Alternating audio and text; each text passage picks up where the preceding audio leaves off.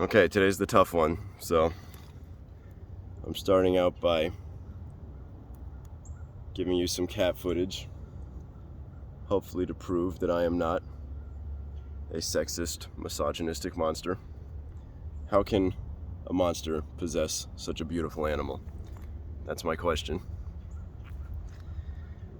But now it's time.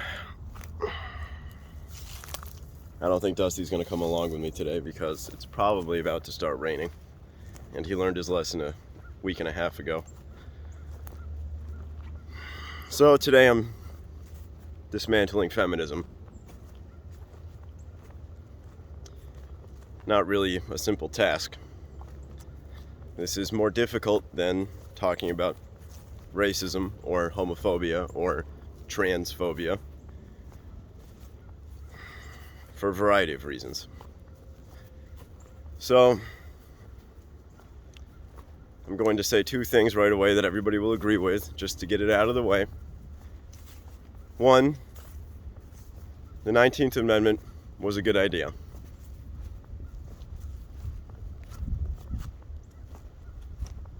As far as feminism goes, I usually have trouble telling where I agree or disagree, and I will say I agree with the 19th Amendment. That's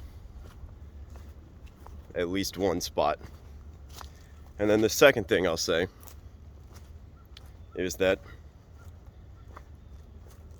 we need to extract utility out of all members of society. That's the selfish liberal argument, really. If there are women geniuses out there that are not giving us whatever they're going to give us through their genius because they're being shoved into a kitchen or something, that's a problem. And that should be rectified for the sake of all of us. So, with that out of the way,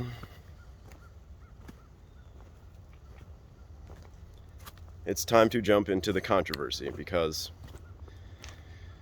there's something that has been taught to everybody in college, in society, in the media, there's a storyline going on here, a narrative that has been propagated in a lot of different places for a long time. Feminism is a very old movement. It's been trying to change things. Feminists have been trying to change things for a very long time. Since the 1800s, as far as I'm aware. So many people have lived and died in the era of feminism, you could say. It's very old. And,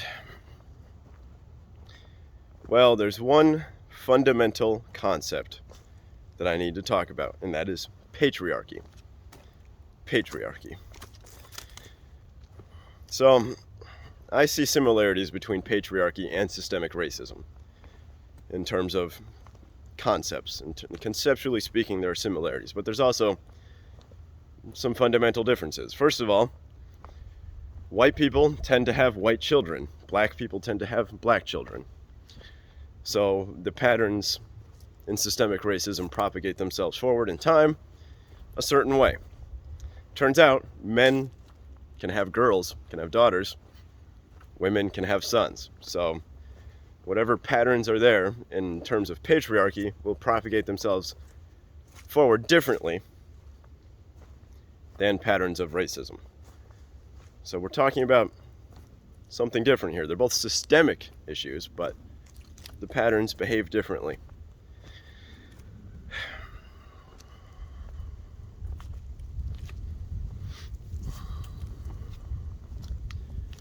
So here is my controversial statement that I will start with,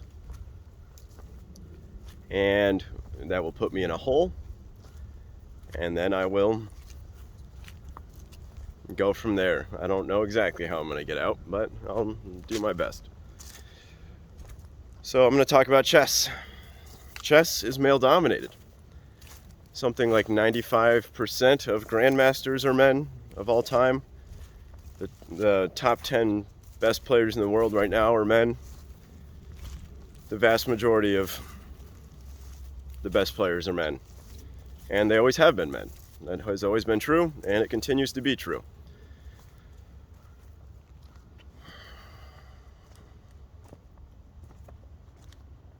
The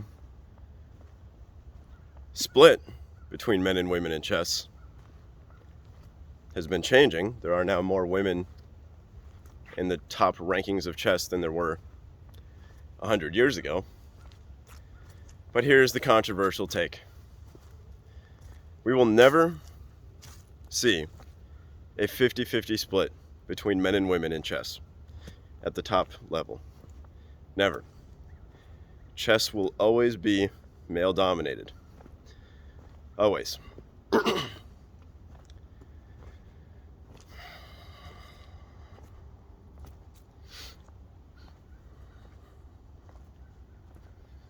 This is a controversial statement.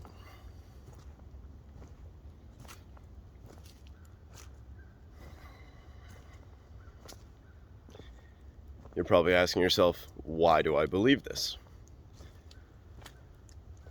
You probably have, if you're a feminist, you probably have reasons why this is not the case. You probably think that chess at some point will be 50-50 men and women, or at least you think that that's a goal. You think that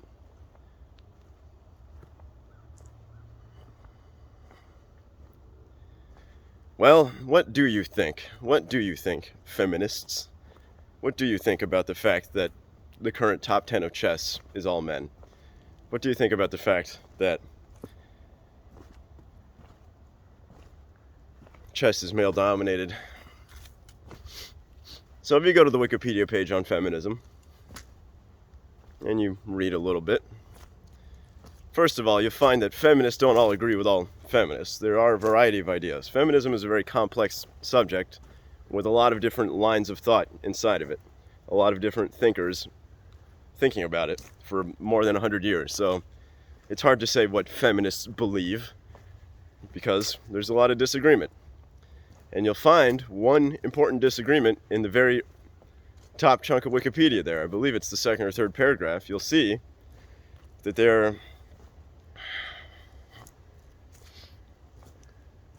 is something called social constructionism and something called evolutionary psychology, and they have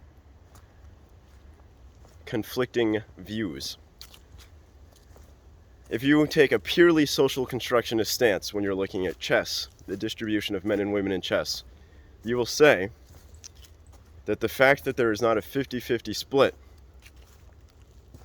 between men and women in the top levels of chess is because of something that you could call a social construct.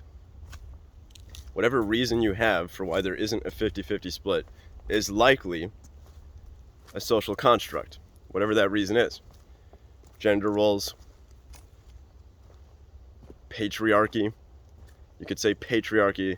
Okay, so yeah, I have to talk about patriarchy. Basically, this is the problem. Patriarchy is kind of what I need to get at here. I don't think there's another way for me to talk about this. I have to talk about patriarchy. And again, part of the problem with patriarchy is there seems to be disagreement over what exactly that is. When did it even start is a disagreement, you'll find. I encourage you to go through the Wikipedia page and read about it. I encourage you to click on links, especially click on the link click on social constructionism, the link. Read about social constructionism and realize that really it's a extremely imprecise term. The words I'm using right now, every word is a social construct. The word patriarchy is, in fact, a social construct. I'm talking about the word, not even the concept to which it applies. The word cheese, the word 12, these are social constructs. Language is a social construct. Money is a social construct. What is not a social construct? What isn't?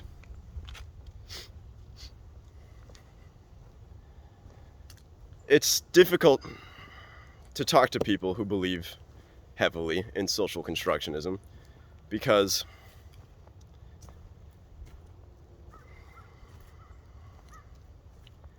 some people think that even one's own identity is a social construct. If I say that I am a man, they will tell me, well, man is just a social construct, right? Gender is just a social construct. So it's very difficult to talk to a social constructionist because, I mean, well, hopefully you can see where I'm getting at here. Hopefully you can see why this conversation is so difficult, because when you look at the top rankings of chess, and I use chess as an example because it's something where the size of my hands or the width of my shoulders or my height or my strength does not make a difference. You would think, right off the bat, that chess would be something where we would easily see a 50-50 distribution between men and women. You would think that if intellect is the only thing required for chess, that you would see a fair distribution between men and women, because men and women have equal intelligence. However, we do not see that. We do not see that. There's been only one time in history, as far as I'm aware of, where a woman has ever ranked top 10 in chess.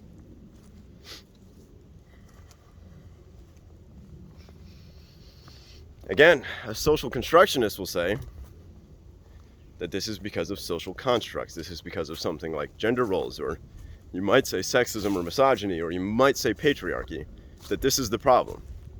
It seems to me that feminists look at any institution, any distribution of humans, and where they don't see a 50-50 split, they identify a problem there. An evolutionary psychologist, a biologist, would look at the distribution and maybe ask some different questions. Are there biological reasons why men dominate chess? I think the answer is yes. There are biological reasons why men dominate chess.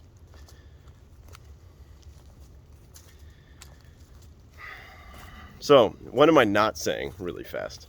I'm not saying men are smarter than women. I'm not even giving you a reason why men dominate chess other than it's something biological. I don't know exactly what. I'm not going to tell you, oh, it's because testosterone, or oh, it's because men want to do whatever and women don't. I'm not saying anything. I'm not making any claims other than it's not a social construct. I'm just saying it's not a social construct. It is a biological reality. For some reason, the males of Homo sapiens are more likely to rise up the ranks of chess, and more likely to rise up the ranks of other things, which is why this is a dangerous argument, which is why this is a controversial take here, because I'm only talking about chess right now, but I'm also talking about all social institutions, all of them. All of them.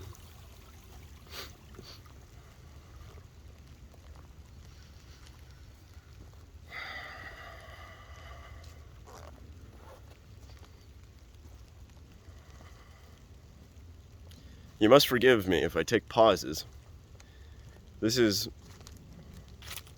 Or if I don't stay on track. I want to talk to everybody. I want to talk to men and women. I want to talk to feminists, non-feminists, conservatives, liberals. I want to talk to everybody here. So I don't want to lose anybody. So I need to make sure I'm covering all my bases here, because I know all the traps. There's going to be feminists out there who are telling me that I'm just a man defending the status quo. There's going to be feminists who accuse me of sexism in some way because I'm saying, oh, women can't be the best at chess. I'm not saying that at all. I've lost to women in chess 1,000 times. There are plenty of brilliant women chess players. I have no doubt that a woman could become the very best at chess. It's possible. There's no reason that I see why an individual woman could not rise to the very top. But we're not talking about individual women, we're talking about women, and we're talking about men on a collective level here. When you're looking at a distribution in chess, you're not comparing man and woman, you're comparing men and women as a whole. And I think it seems to me that men simply tend to do a certain thing, women tend to do something else. Those tendencies are because of our bodies. So, back to the social constructionist argument. Social constructionists will say that the tendencies are because of social constructs. We are raised a certain way. We believe certain things because we're raised a certain way. We have society pressuring us to do certain things and not do other things. Women are not encouraged to play chess. Men are encouraged to play chess. These are what social constructionists will say.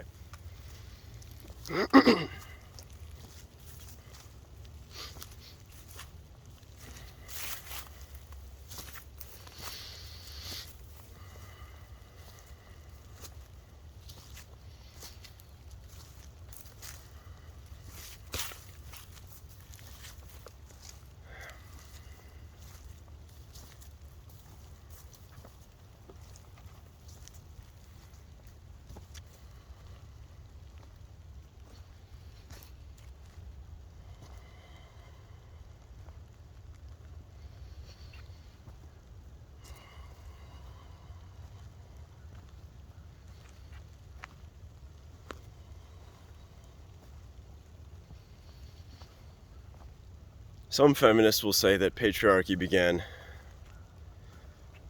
when agriculture began. Patriarchy started at some point at the beginning of civilization. Go read the Wikipedia page again if you want, or read other sources. Some feminist scholars say that it began about 12, maybe 10,000 years ago, maybe later than that, like 7 or 8,000 years ago. They will say that hunter-gatherer societies were egalitarian, and that the patriarchy developed when we started having ownership of property. It's funny that women weren't put in the kitchen until we built a kitchen, right? Some feminists believe that patriarchy is a social construct, a thing constructed by humans, socially. I do not believe that. I believe men and women have different behavioral tendencies for biological reasons, and our social setups are a reflection of our biological tendencies.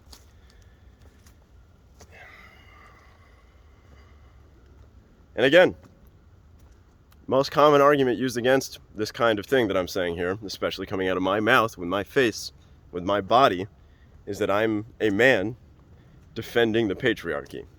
So I must be defending the status quo. I am part of a system that's attempting to maintain its position, right? I'm attempting to... I don't know how to disagree with that, because I am a guy, I am a man. I'm not defending it, I'm just saying it is what is, really. I'm not saying how anything should be. I don't think chess should be male dominated. I don't want chess to be male dominated. I'm saying chess is male dominated. I'm not trying to make it be that way. I did not decide that at any point. If I had a choice, would I continue it? See, here's the thing. I don't think we can change it. I think it will always be male dominated, and I think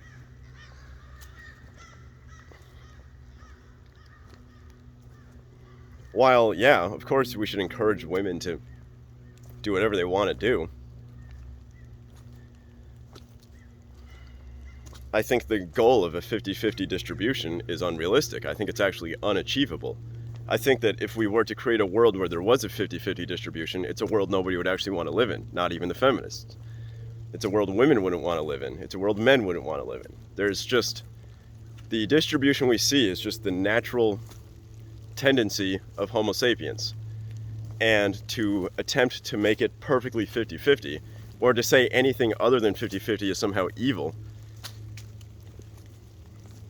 I think you're telling lies somewhere. And I think that lie is exactly what the TERFs have caught onto here, which is that there really are differences between men and women. Between male and female bodies, there are differences.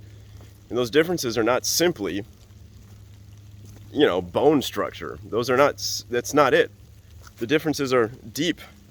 The differences are across our entire bodies. We have hormonal differences. We have emotional differences. We have psychological differences. We want different things sexually, truly. And we really have different experiences throughout all of life. So, it's hard for me to make any one argument here because I've lived in this world long enough. I went to college. I never took a women's studies class, but I hung out with a lot of women who took women's studies classes. Shout outs to SWE, Society of Women Engineers, for containing the hottest women in all of college. Yeah, I have no problem with women in chess, no problem with women engineers, no problem with women doing whatever women feel like they want to do, right? Like, that's not my problem here, okay? My problem is really, probably, it seems to be, with this word patriarchy. Because what happens is that feminists will look at any social institution, they'll look at any group of people, they will see not a 50-50 divide, and they will claim that this is patriarchy, this is evil, this is something that must change. So they look at chess, they see that 95% of chess grandmasters are men, and they say that must change. And again, I use chess as an example here because chess, theoretically, is a perfectly meritocratic system. You can't bullshit your way to the top of chess. The best chess player had to beat all the other chess players. There's no way to lie about this. When you have one chess player go against another, the better chess player wins. I mean, usually, right? There's a little bit of variation, but there's no... If there's an Elizabeth Harmon out there, right? The chess genius girl, she will be eventually at the top of the ranking. There's nothing holding her back. Really. There's no sexism or misogyny that is going to... If there was a girl who was 12 years old and she could beat all of the chess players, she would be discovered in an instant. It would be... If there was a chess player who was a woman better than Magnus Carlsen, we would know who she is. She's not being held somewhere, there's... And then so the argument is, yeah, there are women who had the potential for it, but they didn't reach the potential. And like I said at the very beginning, I covered this, the selfish liberal argument. If there are people out there who have potential that we are not pulling out of them, that's a problem. That's a problem. So if there are women out there who could be the best, but they don't reach that level because of whatever reason, then I think that that's a problem. However, I think that, here's the question really, what does it take to become the best chess player? Is it just intelligence? It's not. Somebody with like a 180 IQ who's never seen a chessboard before will probably lose to somebody who has a perfectly average 100 IQ, but also has experience and practice in chess, right? It's not just intelligence that wins you a chess game. There is no world where somebody who's never played chess before just wins a chess tournament. That's never happened, and it never will happen. So it's not just intelligence. It's experience and practice. It's a lot of studying, preparedness, right? So women are perfectly capable of preparedness and studying and practice and all this stuff, right? So again, why do we have this distribution? And I think it's because it's actually a much deeper thing going on here. I think that there are deep behavioral differences between us, and those behavioral differences result in the distribution we see. And so, it's hard for me to do this without drawing on some kind of an example, and I'm going to try to invent a universal story here, but imagine you're hanging out with a group of your friends, and it's a split, it's a nice healthy mixture of men and women. You're at a party or some social engagement where you got 50 people in a room, and it's men and women, and everybody's hanging out. It's a party or something. Who's the more... See, I have a hard time with this because I already know what the counter arguments are, but I'm going to ask a question here. There's some competitive thing happening in the room, right? A drinking game, a video game, a board game. I don't know how many people. You got 10 people in there. Who is more likely to be competitive? Am I saying there aren't competitive women? That's not what I'm saying at all. I've met plenty of women more competitive than myself, and I consider myself an unusually competitive person. I'm not saying women are not competitive. However, I think that all of us can agree that if you're in a room of people, the men are more likely to be very competitive with each other than the women would be, right? I think that there is an innate tendency towards something that men have that we've all observed. We've all get annoyed at it, right? Don't we get annoyed when men compete with each other excessively? Isn't that annoying? especially when there's a girl in the room. You'll have like 3 guys in the room and then a girl, and then the 3 guys get competitive over the dumbest things. This is a constant issue in all social situations that I've seen. I mean, you can imagine there's a chessboard in the room and there's like one girl there who's kind of hot, and then you got all the guys and the chessboard's there. They're going to compete in chess for some reason because the girl's watching, right? We've all seen this. So if you have a room of 9 women and 1 guy, are the women going to all compete in chess to prove which one's better to win the affections of the guy? Is that how that works? That would be a strange situation at the very least. But if you have a room of 9 guys and 1 woman, I think it's more realistic to say these men are going to compete in some way for the affections of the woman. I'm drawing oversimplified examples here, you know. I'm sure you've met women who are very competitive. I'm sure you've met men who are not competitive at all. I'm not saying, you know, this is where I just get strawmanned, right? Because there's always somebody that's like, well, you know, like, I know the counter arguments here. Don't hit me with shitty counter arguments, please. You know, and there's a reason I'm being vague. It's because I don't want to just be like, well, men have testosterone, or men want to fuck, so that's why they rise to the top. Like, I think it's very deep. I think that, yeah, testosterone plays a role. I don't think it's the only thing, though. I think when men make progress towards a positive goal, testosterone is released in their bloodstream. Is that not true? Does testosterone not cause a positive feeling inside of you? When a man accomplishes something or wins something, that rush of endorphins includes testosterone, does it not? Is it not going to be different than what women experience? I think what men experience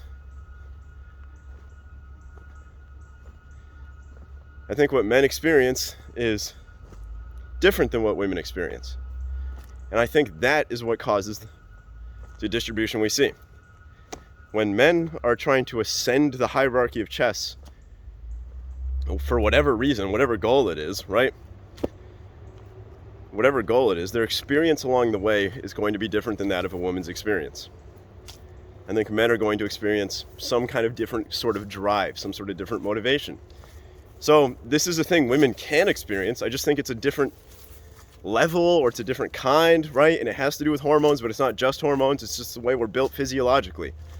I think there's just stuff inside of us, inside of our brains, inside of our hormonal systems, just inside of our bodies in general, that's just constructed slightly differently, that just results in a different experience, that results in different behavior. And that different behavior across the society results in a different distribution. This is what we see in chess. An attempt to make this a 50-50 split, I think, well, you have to ignore the biological reality here. If your goal is a 50-50 split, somehow you need to cover that biological gap, right? So you need to construct some sort of, it's funny, to counteract what you believe is a social construct, you're going to have to create more social constructs. You're going to have some sort of, you could call it like affirmative action. You're going to have some sort of program that encourages women. It's almost like an artificial encouragement rather than a natural encouragement, right?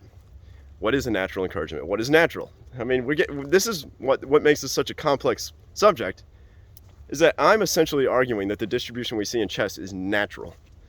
I'm saying that the social situation that we're in is just natural. Like, to what extent is culture just natural, right? What extent is culture biologically determined? And that's why this argument is so hard, because we're arguing about social constructionism versus evolutionary psychology. That's what makes this such a difficult argument. A lot of feminists will say that it's zero biology, right? A lot of people will say that there's just zero evolutionary psychology going on here.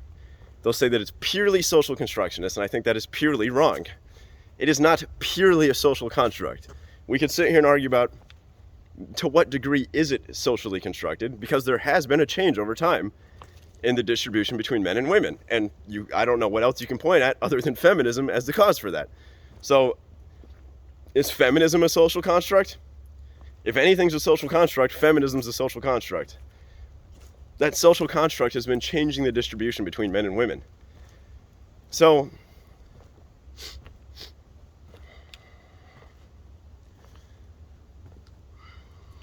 and again, I don't think this has anything to do with intelligence. I don't think it has anything to do with I mean, maybe it does. We do know that men tend to have a higher variance in IQ than women. That's the studies I've seen. We have more idiots in the male population, but we also have more geniuses. So, and that's also controversial. If I sit here and say, well, there's more male geniuses, that's why there's more male chess players, then I sound like a sexist asshole, right? But isn't it backed up by data?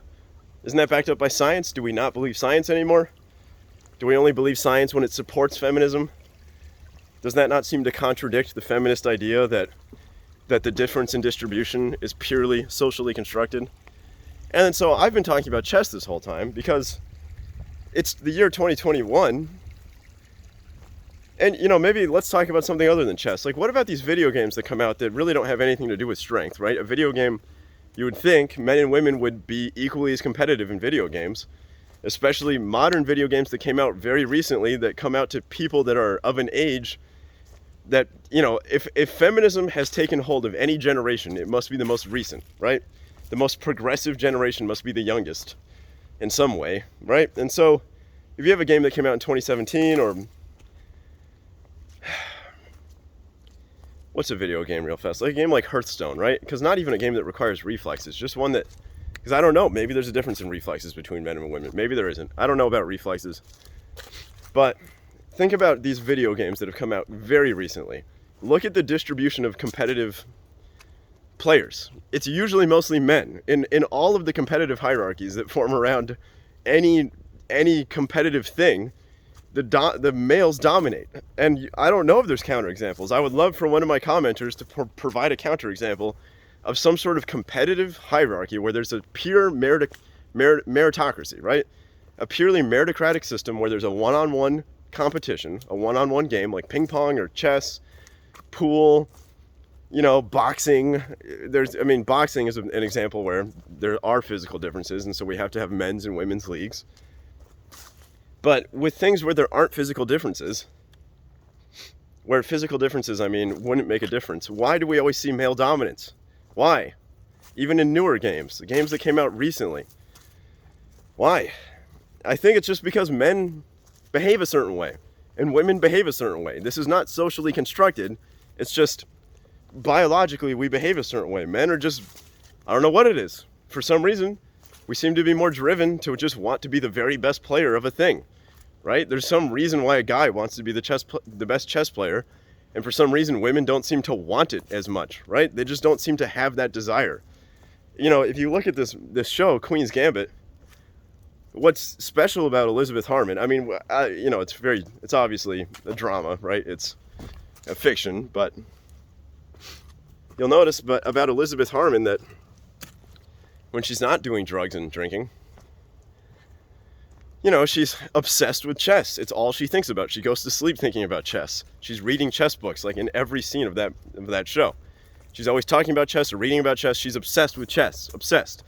I mean, because of like a traumatic thing and whatever, but for drama reasons. But I think that what it takes to become the very best chess player is obsession with chess. It takes it's the only thing you're thinking about. It's the only thing you're doing. It takes like some kind of strange drive, an unusual drive that even most men don't have, right? It's not like all men have this. It's just that men are more likely to have this. Whatever Magnus Carlsen has that made him the best chess player, right? It must have been some kind of psychological state of mind that made him the best chess player. And it seems to me that state of mind is just more likely to occur inside of a man. And that's why we see the distribution that we see, right? I'm sure women are capable of it, intelligent enough. It's just they just don't seem to want it as much, you know? They aren't going to be the type of person who wakes up and goes, chess time, and then studies chess all day and then goes to sleep thinking about chess and then wakes up and does the same thing again for like 10 years straight. Because that is literally what it takes.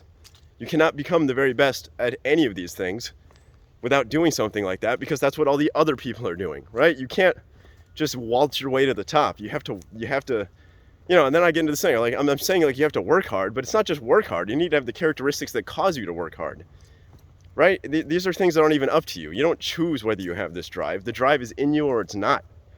And now you get back to like some free will arguments. It's like, did Magnus Carlsen ever choose to have the characteristics, or was he born with them, or were they put on him by society? Again, this is why this turns into such a complex argument so quickly, is because immediately we have to start talking about the deepest level stuff of like what causes a human to even behave like a human behaves. Why do any of us do anything, right? What's the point of anything, and why are any of us doing anything? You have to like bring all of this in when you talk about feminism, which is why I can't stay on track ever. I mean, even in this video, I've veered around. But the social constructionists will say, I just think social constructionism is, people treat it as they overvalue the social constructionist view and they undervalue the biological, evolutionary, psychological view. They undervalue evolutionary psychology. That's what has been happening. It seems like the overvaluing of social constructionism is used as a tool for political gains. That's kind of what I see, because if there's a biological difference that causes the difference in distribution, then there isn't the political motivation to change anything, right? And so that's why the status quo argument is used, because it's like, oh, the men are just trying to defend the status quo, right? But if you have a social constructionist view, suddenly political maneuvering can happen. If it's all a social construct, of course we can make changes. So here's what I think. I think chess is male dominated. It always will be. I think that a lot of social institutions are male dominated for the same reasons that chess is male dominated. I think men have characteristics that are different than what women have. Psychological, emotional, physical, a variety of characteristics that just tend to be different than what women tend to have. It's tendencies, it's general differences, right? There are very feminine men, very masculine women, very competitive women, very driven women, and they're going to get to the top of the hierarchies or whatever, right? There's going to be men who don't care. This is not, I'm not making any hard claims here like that, I guess. I mean, I'm just saying that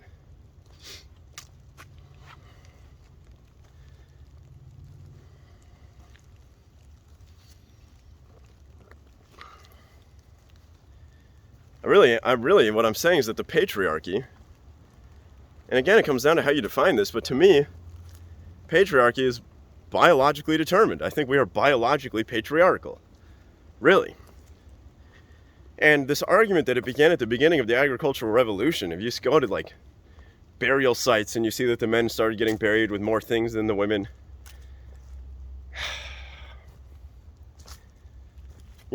how do we determine if a society before agriculture was egalitarian? How does anybody know that? Do we study modern tribes and we see that? Aren't modern tribes influenced, blah, blah, blah? How do we purely study these things?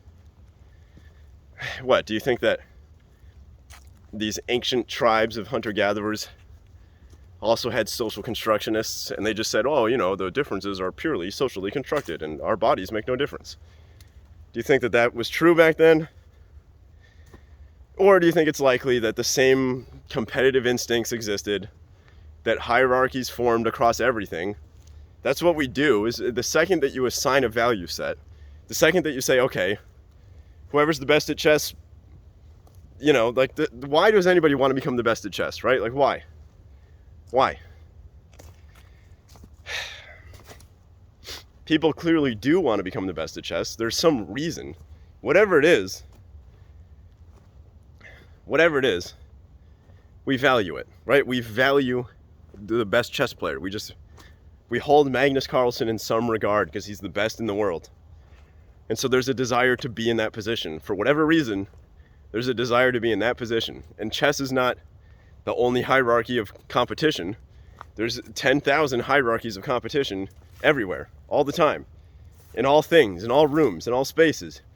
In a kindergarten room of kindergartners, there's going to be little hierarchies that they just naturally form, where they compete over the stupidest things. Who can run the fastest across the playground, right? There's just little things. Humans naturally form little competitions.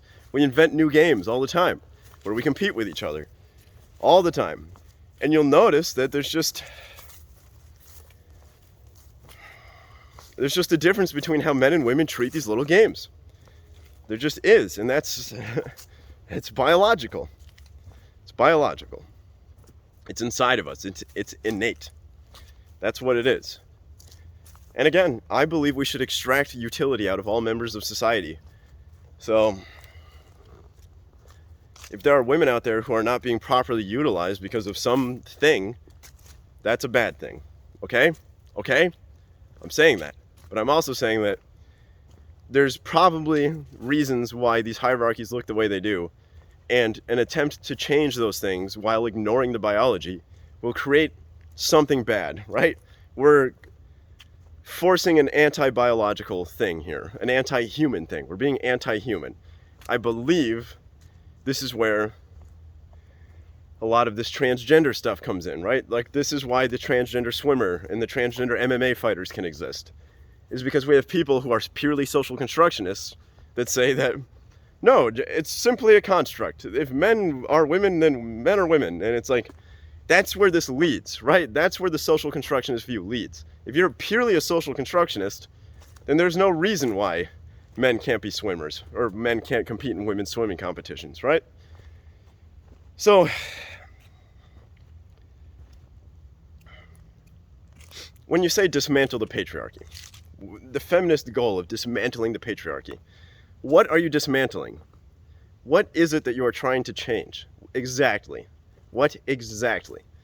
Because men are going to continue to be men.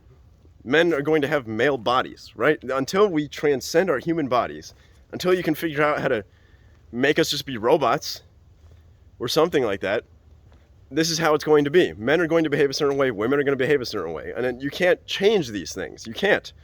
We don't have the technology, nor should we want to change these things. I like being a human.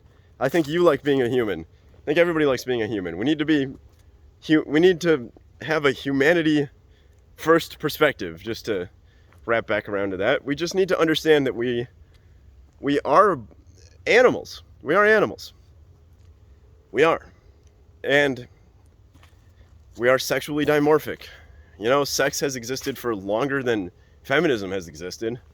And so it seems to me that feminism, in its attempt to destroy the patriarchy or dismantle the patriarchy, is also attempting to somehow destroy the biological differences, right? It's like you're somehow not telling the truth about something. There's some lie being told somewhere in the argument. If you look at a thing and you say it must have a 50-50 split between men and women and anything else is wrong, somewhere in your value set you have ignored biology at some point, right? You are somehow taking a purely social constructionist view.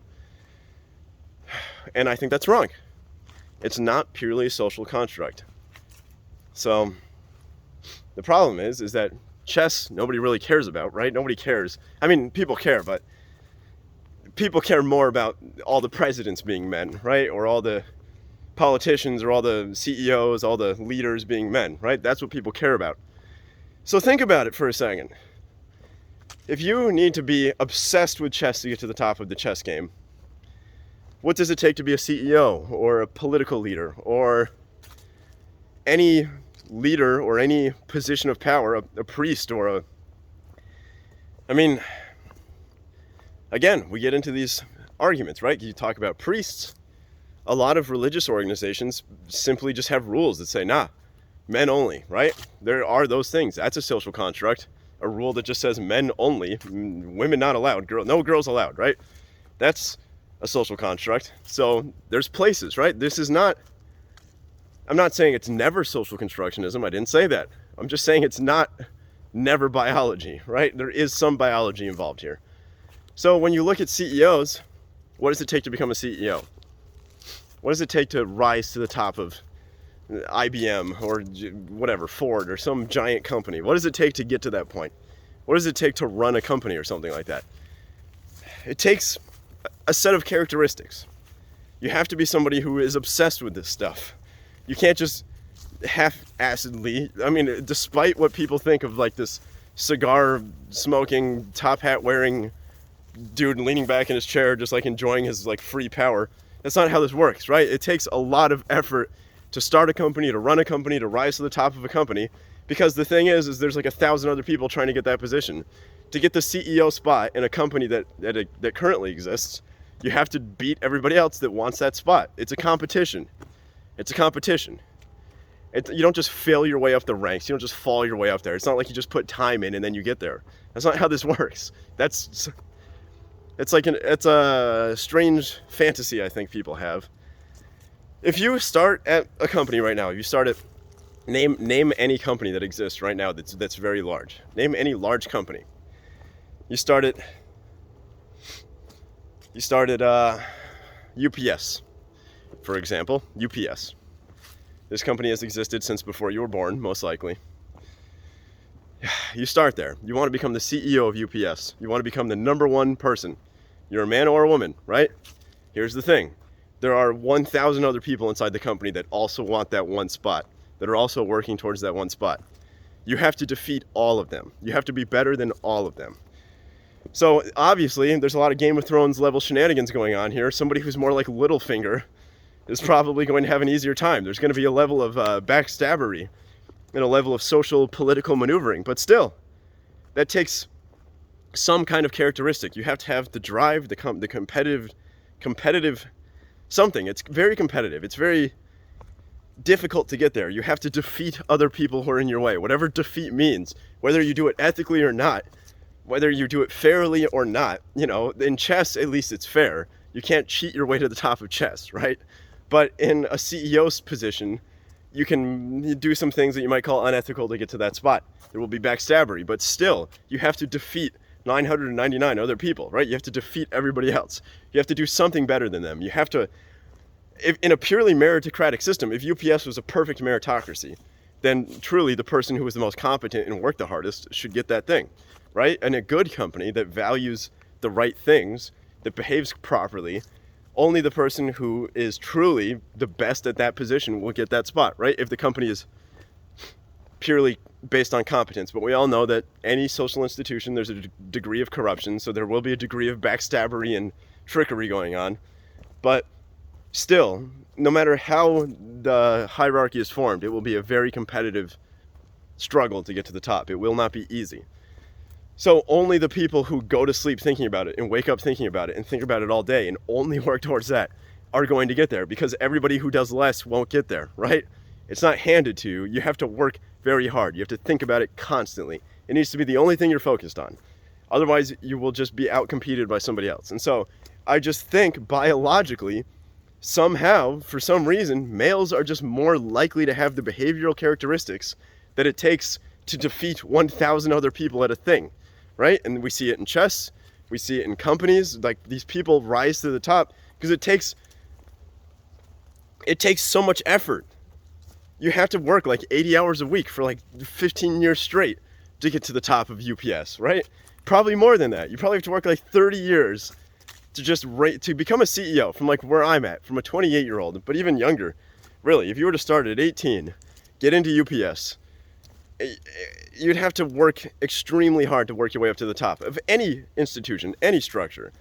Imagine a college board. Imagine an educational institution where you're at a university. You want to become the president of the university, or whatever they call it, the chancellor, or whatever it is. That's a spot where it will take it's a competitive spot. And of course women can get to the top of any of these things. Of course it's possible. Women do it all the time. There's women CEOs, there's women whatever's, right? There's women at the top of these hierarchies. But when you look at the distribution across the board and you see that there's more men than women, that may simply be because of a biological difference in our bodies.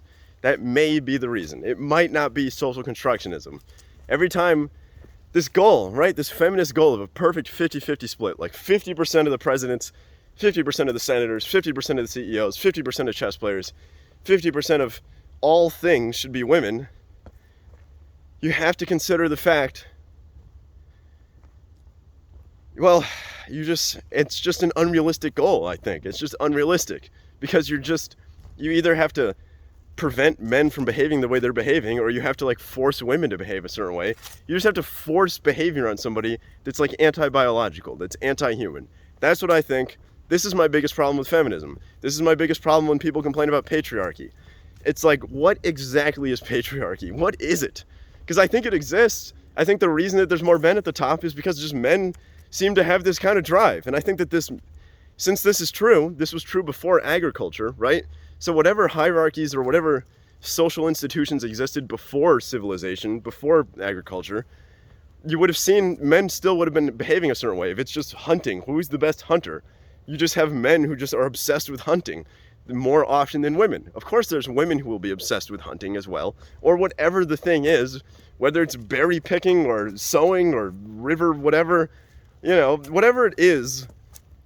If you have a value set that's there, right? If your little tribe values something, like, hey, who can climb trees the best? Who can run the fastest? Who can kill a buffalo the fastest? Who can strip an animal the fastest, or skin an animal? I mean, like, whatever the value set is, if the little group of people values that thing, then the men are more likely to be obsessed with getting good at that thing. That's just like a characteristic of men, more often of men, right? And again, I'm not making these hard claims. There's always somebody that's like, I don't want to keep covering this track, right? There are women who are competitive. There are women who will get to the top of it. It's just not as likely for whatever biological reason. I don't know what it is. I don't know if it's just, I'm not saying it's just testosterone, but I think testosterone plays a part. I'm not saying it's just intelligence, but it just seems like, and I think really it often comes back to sex, really. I think that men don't realize they're doing it, but they try to get to the top of the chess rankings because they want to fuck. Like, that's really when it all comes back to biology. If you're going to take a biological stance, you have to go all the way with it. You have to realize that if you have a value set, no matter what it is, there's going to be people competing to be the best at that thing.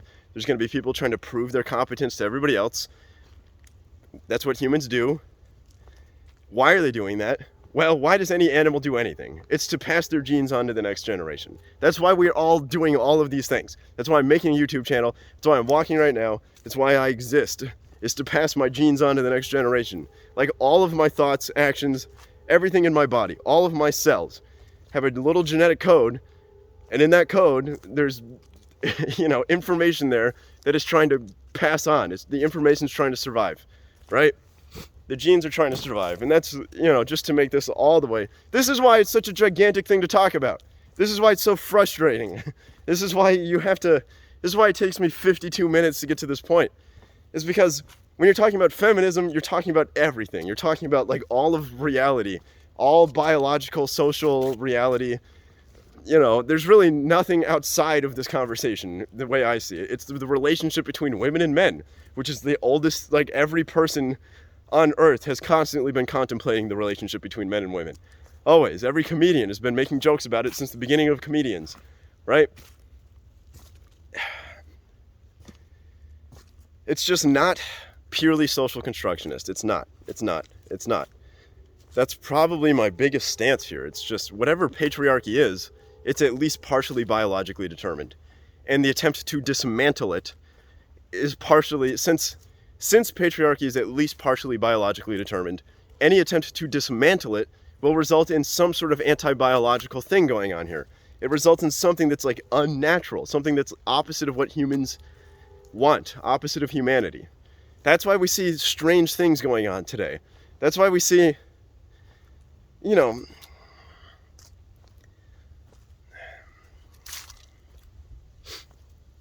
this comes back again. What do women want? What do feminists want? Don't women want a certain kind of man? And isn't that kind of man different than what feminists want from men? Right? Feminists want a 50-50 split. But to have a 50-50 split in something like chess, you're either going to have to increase the competitive drive of women somehow, or you're going to have to decrease the competitive drive of men. Do you find weak men attractive? Women out there, do you find which man is more attractive? The one that, like, does nothing, has no drive, or the one that is very ambitious and has drive and is trying to rise to something, right? The one who's, like, taking on challenges and trying to improve themselves and get better. Why are they doing that? Why are they trying to get better at anything? Why? Right? And isn't that what you want from men, is for them to get better at things all the time, at all things? You don't want a man who just sits around and does nothing, right? And I'm not saying that this doesn't apply in the reverse. I want a woman who has drive, who's ambitious. I like that. I think competitive women are attractive. I do. But it's just not the same, right? Like, whatever turns me on sexually is different than what turns you on sexually if you're a woman listening to this, right? So you have to think about that. And, like, what turns us on sexually truly is at the core of all of our behavior. Truly. It's really right there. Like, that is why we see the differences across the board. What turns women on sexually is just that guy who has power because he's risen to the top, right? Like, that's, oh man, I'm gonna get in trouble for saying that one. That one could get clipped out. I don't, I'm not saying specifically like, oh yeah, Magnus Carlsen's the sexiest guy on the planet because he got to the top of chess, but the characteristics that you find attractive are probably there inside of Magnus Carlsen. He is extremely intelligent. He must be, I think. I don't know how else you get to the top of chess. It's a very intellectual game. But, he must have the drive that it takes. He must have the motivation. He must have a lifestyle that at least is healthy enough that it allows him to maintain his position. He must have whatever emotional, mental characteristics it takes to achieve what he has achieved. It's not laziness. He didn't just walk into it. It's not like he's just born this way, right? He had to practice. He had to practice a lot. And so whatever person it takes to practice that much is the person that he is. That's attractive. You don't want to be with somebody who's lazy and does nothing. What if he just woke up and just smoked weed every day and sat around watching TV, right? He wouldn't be in the position he's at. He clearly woke up and read chess books like every day for a long time. Or, most days, right? I might be exaggerating, but he has clearly studied. And that characteristic is attractive. So, and that's, like I said, we're really talking about things that are so big here. So big and deep and huge. And just like, we're talking about almost like the water we're swimming in here. We're talking about social, biological reality. We're talking about human nature. We're talking about the nature of man, the nature of woman. We're talking about things that we don't even understand. We don't understand ourselves at all, right? We don't understand how human brains work. We don't understand how our bodies work altogether. We're at the infancy of understanding the human race. And we have social constructionists out there just saying that it's just because men are oppressing women, right? That's the reason. It's just because there's a patriarchal oppressive thing, right? And we must battle it. We must dismantle it. And I think it's a political narrative, and it's just been taught to people in schools constantly for years, like decades. It's been taught that the reason that there isn't a 50-50 split is because of X social construct, right? Because of this social construct, whatever it is, it's a social construct, and it's ignoring biology. It's ignoring evolutionary psychology. Evolutionary psychology has just been shat on by a lot of academics, by a lot of so-called academics, a lot of so-called scholars, when truly, how can you possibly disregard evolutionary psychology? How can you possibly set that aside? We are animals. Our whole bodies, our entire bodies are animal bodies. There's no way to set it aside. Look at a monkey. Look at a monkey's hand. Look at a rat. Look at the way a rat behaves. Look at the way any sexually dimorphic species behaves. We have the continuity between us and between animals is huge. Like, it's more of a rule than we have more in common than we don't with animals, right? When we anthropomorphize animals, it's usually true, right? It's almost weird that we anthropomorphize ourselves. We are more animal than we are human, in a sense, right? We are more irrational, animalistic things than we are rational beings. We only trick ourselves into thinking we're rational. We are really just animals who can talk. That's how I see it. And that's probably where I should end this video. 58 minutes. This is an hour. It takes me this long to talk about this stuff. It does. Because if I say it in one sentence, if I just start the video and go, yep, chess is dominated by men and it always will be. I can't start it with that because I'm a sexist asshole, right? Even though I have such a nice cat. It makes no sense. All right. Let me just take a minute. I'm probably done. I know I went all over the place. I know I veer around. I know that I can't stay on track. I know that my arguments aren't clear, but it's because, I'm arguing with people who have been studying this stuff for forever. And I think that a lot of this academic research has been spilling over to the next generation over and over again. This quote-unquote academic, peer-reviewed, scholarly stuff, I think a lot of it's bullshit. Really, a lot of the social constructionist view is bullshit. It's just stuff that's created for political gains. There's a lot of politics going on here. There's a lot of political maneuverings. To what end? I don't know. What's the goal? Who's doing it? I don't know. It seems to be connected to that which cancels. I'll say that much.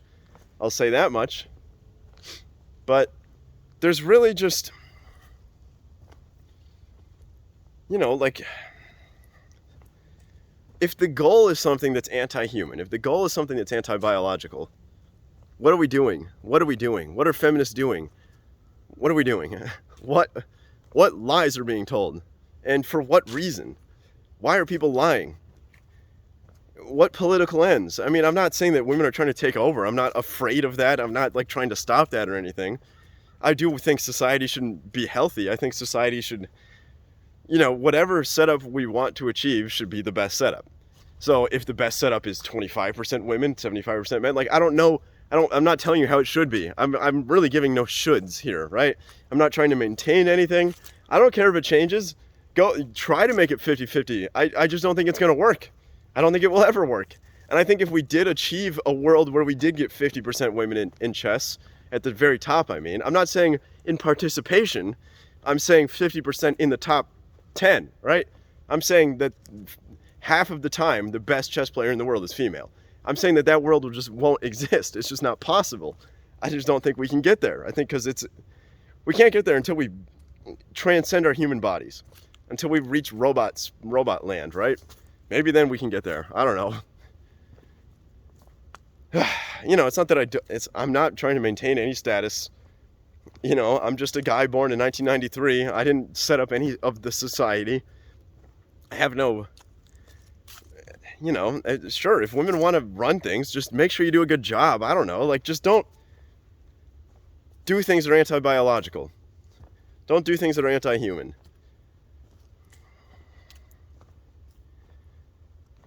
Just the social constructionist view. I gotta end this video, right? I gotta end this.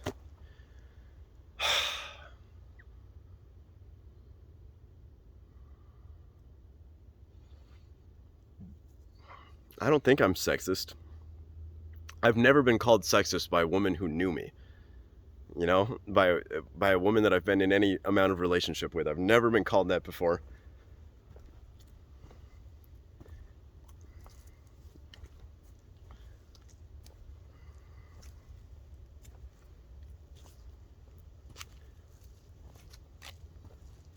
Which is what makes this so confusing, because I know that people that lived in the year 40,000 BC or whatever, they could recognize intelligence in women. It's this idea that, like, 6,000 years ago, once we started planting food, suddenly men got the upper hand.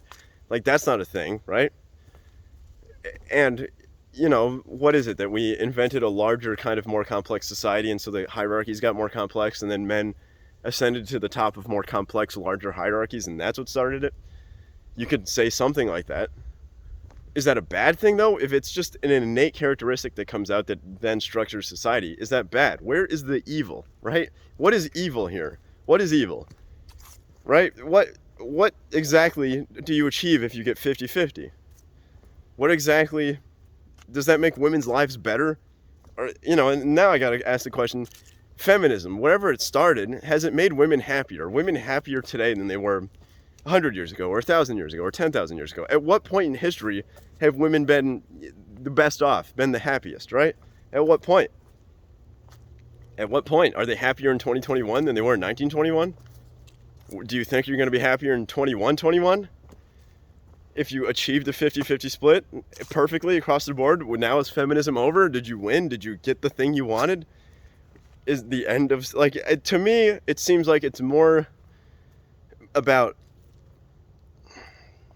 there's something strange going on here with the motivations. There's something strange, and I think that you click on social, I'm going to end this by just click on social constructionism. Go to the feminism page on Wikipedia. Go to the part, like 2 or 3 sentences or paragraphs down. It's very early on in the page. Feminism, go to the part where it says social constructionists say, right? It says it right there in the first chunk. It says evolutionary psychologists disagree with social constructionists. That's the disagreement. That's the main core there. Click on social constructionism. Go to the 3rd sentence of social constructionism. You'll find that it mentions Marxism. And on that, I will end this. Happy Wednesday. Today is December 29th, 2021. I look forward to seeing what people say about this, if they manage to get this far in. Bye.